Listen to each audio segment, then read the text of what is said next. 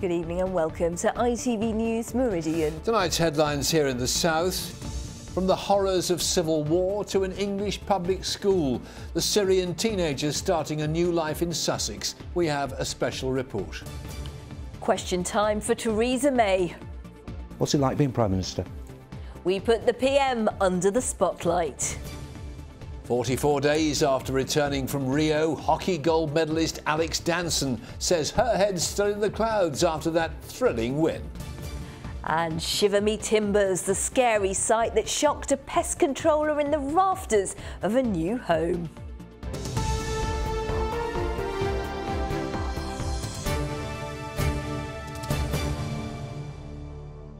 Good evening. They were two teenage boys, often too frightened of bombings and gunfire to go to school or even take their exams. But now, a year on, Suleiman and Elias have left the horror of their childhood in Syria behind them and they're beginning a new life at a public school in Sussex. They are believed to be the first Syrian refugees to be offered such a scholarship, but their teachers say we have a duty to do more. In a moving report, Andy Dickinson tells how horror has been replaced with hope and aspiration. In many ways, Suleiman and Elias are just like other teenagers, eager to have fun and do well at school. Their main priority is achieving the grades to study medicine at university.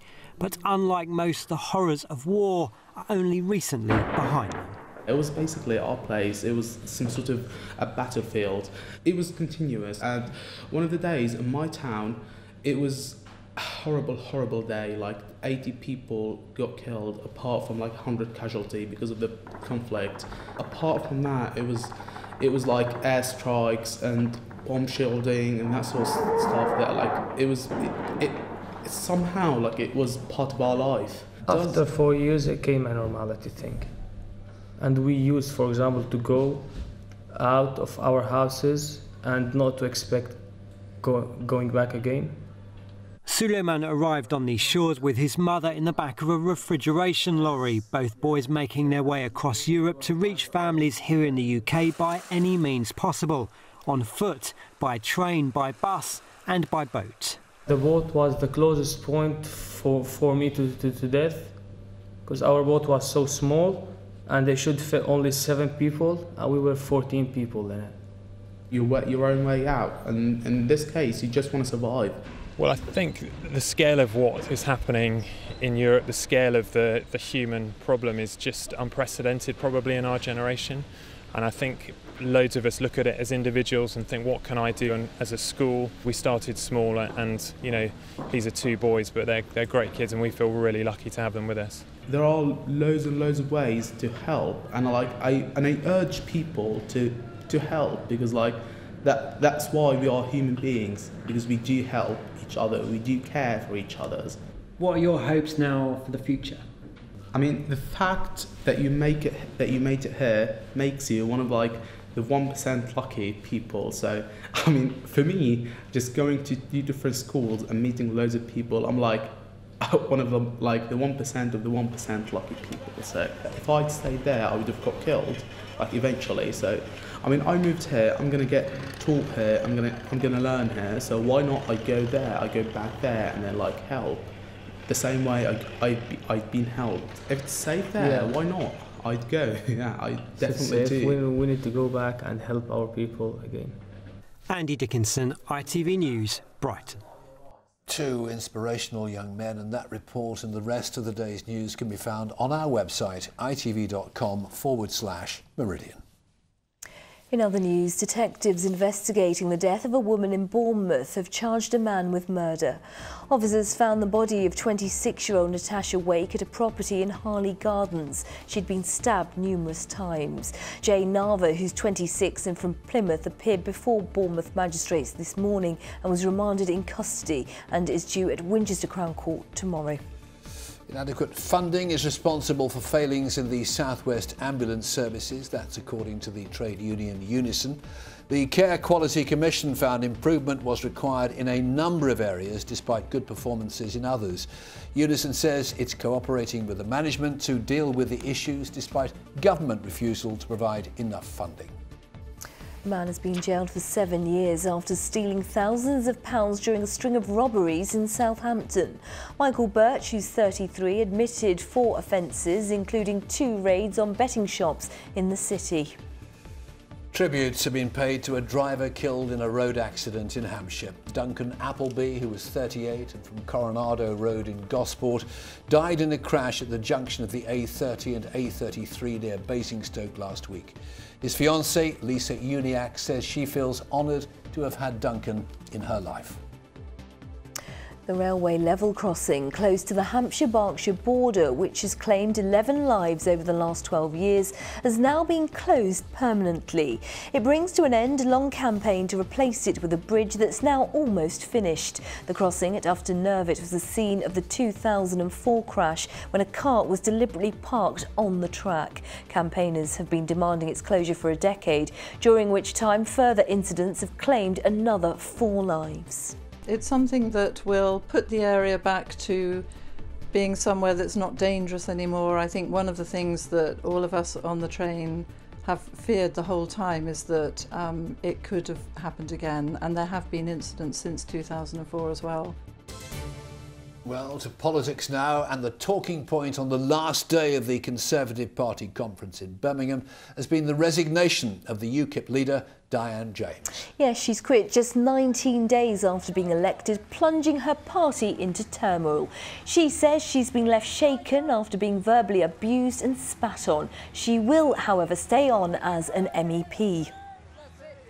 You take this job, your life is no longer your own. And I think the realisation of that is perhaps something she just did not want to face for personal reasons. And I'll tell you this, I'd much rather she recognised that now than perhaps in 6 or 9 months' time. Well, it was Theresa May's big day at the Tory party conference in Birmingham. Our political correspondent Phil Hornby's been talking to her. But first, his thoughts on that Diane James resignation. Just when you thought this extraordinary political year couldn't get any stranger, but hey, you can always rely on UKIP to do the unexpected. In truth, she always seemed a rather reluctant candidate for the leadership, and she fought a very odd campaign, refusing to debate with her opponents. We were going to interview her in the summer, but she laid down so many preconditions, what we could ask her about and what we couldn't ask her about, that in the end we didn't bother.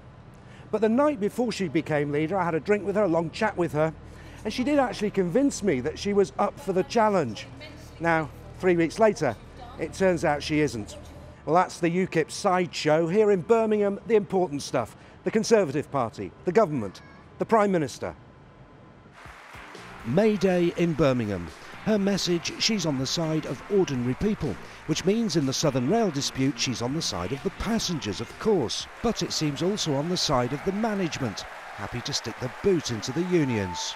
I would say to everyone involved in this, and I would say to the trade union, remember who it is that suffers as a result of these disputes. You'd say that to the management as well, would you? Well, I would say that we must remember that it is for the passengers that these services are being provided. And I say to the union that it is, in a dispute like this, the only people who suffer are the passengers. As expected, her speech was big on grammar schools. But isn't the problem with selective education the grammar schools perform very well, but the other schools don't? If you look at grammar schools, we know that they are overwhelmingly good or outstanding schools. We also know that if you look at the attainment gap between poorer pupils and better off pupils, in grammar schools there is virtually no attainment gap. That isn't the case in other schools. So I think these are good schools and they do a good job for the pupils within them. But what I want to see is more good school places generally. And our policy in relation to this is about universities helping schools, it's about the independent sector helping state schools, it's about more faith schools, and yes, it's about taking the ban off setting up a selective school. People living near Gatwick are waiting nervously for her next big decision. Will the new runway go there or at Heathrow? Mrs May, whose constituency is on the Heathrow flight path, has long campaigned against airport noise there. Do you remember what the first issue was you raised in your very first House of Commons speech? The advantages for business of being in the area are many, although it has to be said that they also create some problems for the local people. The issues of night flights into Heathrow. It was night flights at Heathrow, no surprise. And here you are, you're the Prime Minister, you might be giving the go-ahead to a third runway. Well, the decision about airport capacity in the southeast will actually be taken in the proper way. We've had the Howard Davis Commission. The government accepted the argument for increasing airport capacity in the southeast. Obviously, the Davis Commission came up with 3 proposals. Those will all be looked at very carefully and a decision will be taken. What's it like being Prime Minister? It's a huge privilege, but also a significant responsibility, particularly at this point in our country's history. And so we come to the end of an extraordinary party conference season and an amazing few months in politics that's seen leadership contests for 4 of the main parties, with yet another one for UKIP still to come. Phil Hornby, ITV News, Birmingham. Well, a little later we should be looking at the making of a Prime Minister, from Theresa May's upbringing in Sussex to the steps of number 10 Downing Street. You're watching ITV News here in the Meridian region. Thank you so much for choosing us. Also coming up, cool Simon Parkin with an even cooler weather forecast, sadly, plus Up and under. How women are making a name for themselves in the rough and tumble world of rugby. And for more on all of our stories, you can head to itv.com/Meridian. Any views or news, why not give us a call on 0808 1010 095. That's 0808 1010 095. Or you can get in touch via Facebook, or you can send us a tweet too. @ITV Meridian is the Twitter handle.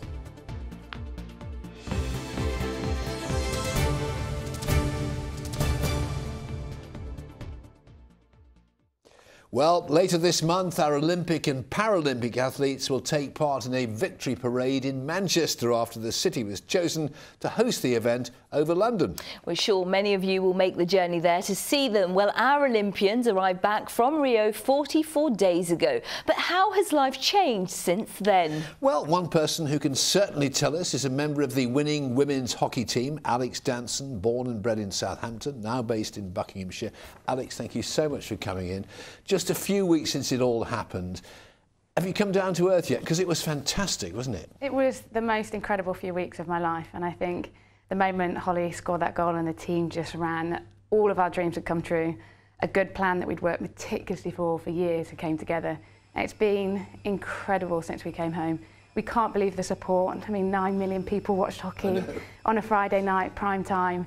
And the welcome we've had has just been incredible. And if that improves the visibility of our sport, more people play, then that's an absolute honour for us as players. And do you get recognised more out and about with that wonderful gold medal? It has been incredible. We've visited a lot of our clubs and they've opened up the doors to try and get new members in. And when we've got there, the reception has been unbelievable. And people do recognise us, which is so strange. It's so different. But it is so nice now to be back home and getting back into play. Selfies, I bet. Selfies yes, galore. We had a lot of photos.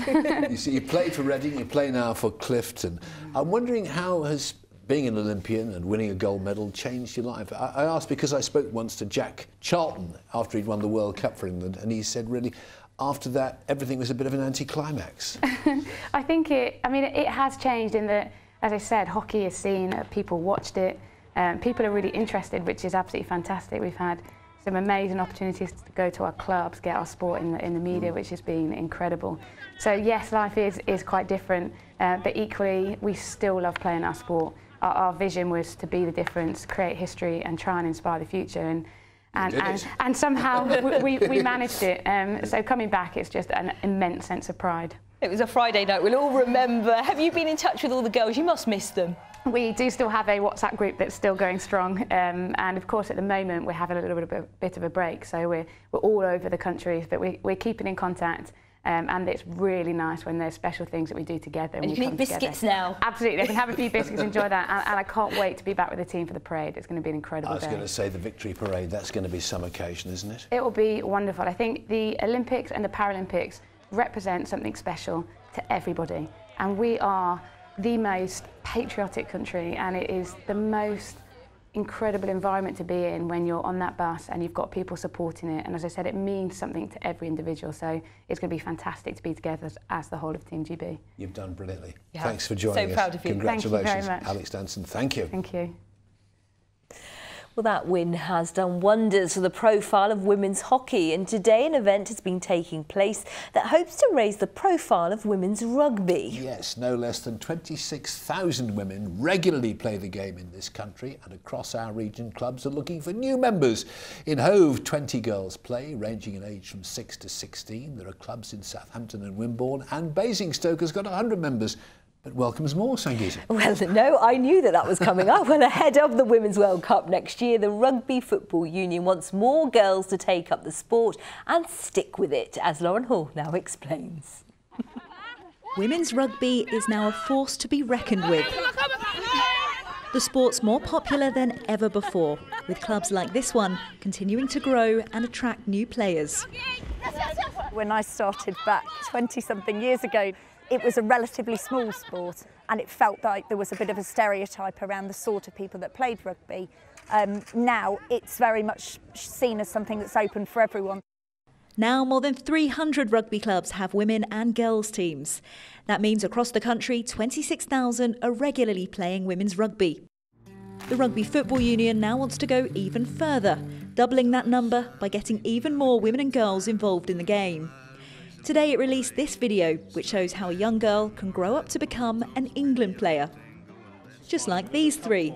They were at Twickenham earlier on to help inspire the next generation.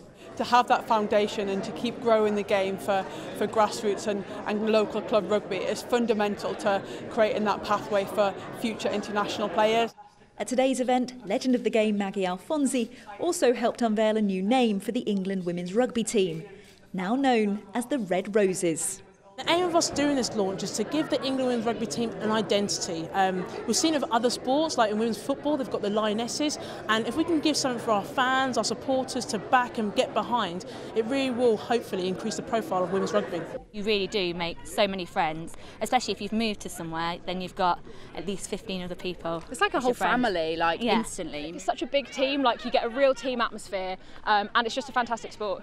The RFU has pledged to do all it can to get more women playing rugby, sowing the seeds at grassroots level in the hope of growing some future Red Roses. Lauren Hall, ITV News. I could see you as scrum half for the Red Roses. Can you? Certainly Only if you join me during training. OK. As we heard earlier, it has been a very big day for Prime Minister Theresa May. She delivered her keynote speech to the Conservative Party conference. Well, as Mrs May gets down to the business of running the country, our reporter Emma Wilkinson has been considering how her upbringing and early career may have shaped what kind of leader she will be. This is the Prime Minister in the early years of a life that would shape the politician she is today. During her time as an MP, her constituents have formed their own impression of the person behind the politician. I think she's remarkably stable and seems to be a breath of fresh air. She just seems to be really honest, and she has the courage of her convictions to stand up and say what she really thinks. So are they right? To some, she's a tough, serious woman who appears to lack warmth and personality. But to look back at her life allows a glimpse of the person beyond the public image. She was born and spent her early years in Eastbourne. Her father was the chaplain at All Saints Hospital. This was one of the first convalescent hospitals to take sick poor. It was set up by the All Saints Sisters of the Poor. Their work was extremely hard.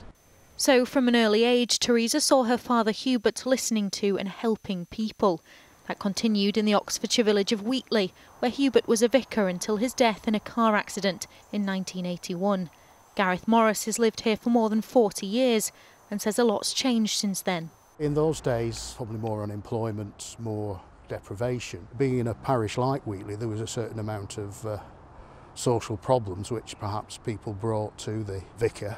At that time, Mrs May attended a girls' grammar school. While she was there, it became a comprehensive. It's been suggested that could have influenced her current views on education. I suspect that the school could have been more ready for the change than it was. Having said that, I think all the evidence is that Theresa May's experience was not negative after the change. She certainly succeeded at school. She left this school to go to Oxford University. And it was there she met Pat. The two quickly became friends. She was just normal, like me. She and I can talk for England if we meet, and it won't be about politics. certainly what you see is what you get, and she is very stubborn. If I'm having an argument with Theresa, I know there's a point for which I won't win. In 1992, Theresa May stood as an MP for the first time in North West Durham, as did Tim Farron. Well, my experience as a very young man, as I was then, even younger than I am now, being on the same ballot paper as Theresa May, was just that she was somebody who was, very, very businesslike, very professional. And she has fun as well. There is another side to Theresa, and that is the fun side of Theresa. She'll relax when it's appropriate. So a more complex character than it might seem, and one her friends are convinced will ensure her success. Emma Wilkinson, ITV News. Now, it may be turning more autumnal, I knew I was going to struggle with that, but many of you may have noticed there's still plenty of wasps buzzing around. The warm September and sunny start to October has meant pest controllers have been kept busy. Yes, one of the biggest wasps' nest containing 500,000 of them was discovered at a pub in Southampton. It measured 6 feet by 5 feet and was found on a chimney stack. And do you remember this case from Winchester that hit the headlines? I do. 5,000 wasps were found on a bed in a spare room in a nest 3 foot wide. Wow. Now, one couple have uncovered the mother of all nests while renovating their dream home. Sarah Cooper has been to take a look. Gary's a pest controller and spends most of his day inside people's attics. But when he put his head through this loft hatch, he was in for a big surprise. The biggest wasp's nest he's ever seen. Wow, it was what exactly went through my mind. It was it's so big. I mean, it's just miles bigger than we ever normally see. Normally they're about the same size as a football, maybe a little bit bigger and hold maybe 700 wasps. This one has got thousands in it. Well, it did, but luckily for Gary, the wasps moved out of the nest about a year ago. It's gone through its full life cycle, so the wasps start at the start of spring, probably go through till the end of October, November time. The queens leave and the rest of the wasps will die and the queen goes off and hibernates. And the wasps had plenty of time to keep extending their home here because the house had been empty for 2 years. Because this is about 6 times bigger than your average wasp nest, it's got a pretty big entrance tunnel to match. This is 4.5 feet long and it leads out to a hole about the size of a 10p piece in the wall outside. The nest is made out of wood that the wasps strip from fences and trees. It would have taken them months to build, but now it's Gary's job to take it down.